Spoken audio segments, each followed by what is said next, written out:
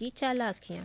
एक रोज़ भोले को रास्ते में एक बूढ़ा आदमी मिलता है और बूढ़ा आदमी भोले से कुछ मदद मांगता है और कहता है, बेटा कई दिन से कुछ खाया नहीं, बहुत भूखा हूँ और घर पर मेरी बीवी भी मेरा इंतज़ार कर रही है, मैं कुछ खाने को लाऊंगा।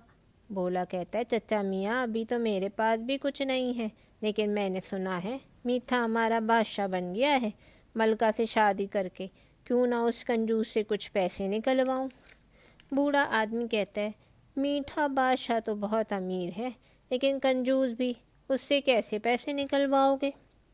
भोला कहता है, चचा मियाँ बस आप देखते जाएं मैं क्या करता हूँ। और भोला घर से जाकर अपना गधा ले आता है और वहीं चौराहे पर खड़े होकर आवाज़ लगाता है, 25 लाख का गधा खरीदो, 25 लाख का गधा खरीदो। एक आदमी भोले के पास आकर कहता है, भाई भोले 25 लाख का गधा, ऐसी क्या बात है जो इस गधे को 25 लाख में फ़रोख्त कर रहे हो। भोला कहता है, भाई इस गधे में बड़ी खुसूसियात हैं, इस गधे पर बैठने वाला अपने फौत हुए रिश्तेदारों से मुलाकात कर सकता है। वो आदमी कहता है, अच्छा अगर ऐसी बात है तो मैं इस गधे के बारे में मलका आलिया को बताता हूँ, उनके अब्बा भी तो अभी फौत हुए, कुछ दिन हुए हैं, वो बहुत याद करती हैं और रोती हैं। ये कहकर वो आदमी सीधे मीठे बादशाह के दरबार का रुख करता है और मीठे बादशाह के दरबार पहुंच जाता है। और मीठे बादशाह उस आदमी से पूछते हैं, और भाई तुम क्या मसला लेकर आए हो। वो आदमी कहता है, बादशाह सलामत, हमारा भोला 25 लाख का गधा बेच रहा है, मुझे तो लगता है वो कोई फ्रॉड है। मीठे बादशाह कहते हैं, 25 लाख का गधा, ऐसी क्या खास बात है उसमें।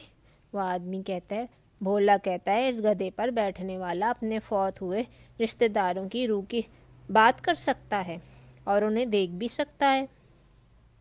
मलका आलिया भी गौर से ये बात सुन रही हैं और मीठे बादशाह से कहती हैं, हमें वहाँ चलकर देखना चाहिए आखिर क्या सच्चाई है।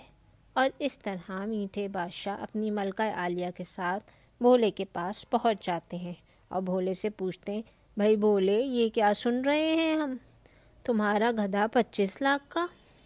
भोला कहता है, बादशाह सलामत, इस गधे पर बैठने वाला शख्स अपने फौत हुए रिश्तेदारों को देख सकता है और उनसे बात भी कर सकता है। मीठे कहता है, तो क्या हम भी इसकी सवारी करके देख सकते हैं। भोला कहता है, जी जी बादशाह सलामत, आप सवारी कर सकते हैं, लेकिन एक बात बता दूं, मरे हुए रिश्तेदारों की रूह सिर्फ उस शख्स को नज़र आती है जो अपनी बीवी से वफादारी करता है, और अगर थोड़ा भी धोखेबाज हुआ ना तो उसे कोई नज़र नहीं आएगा।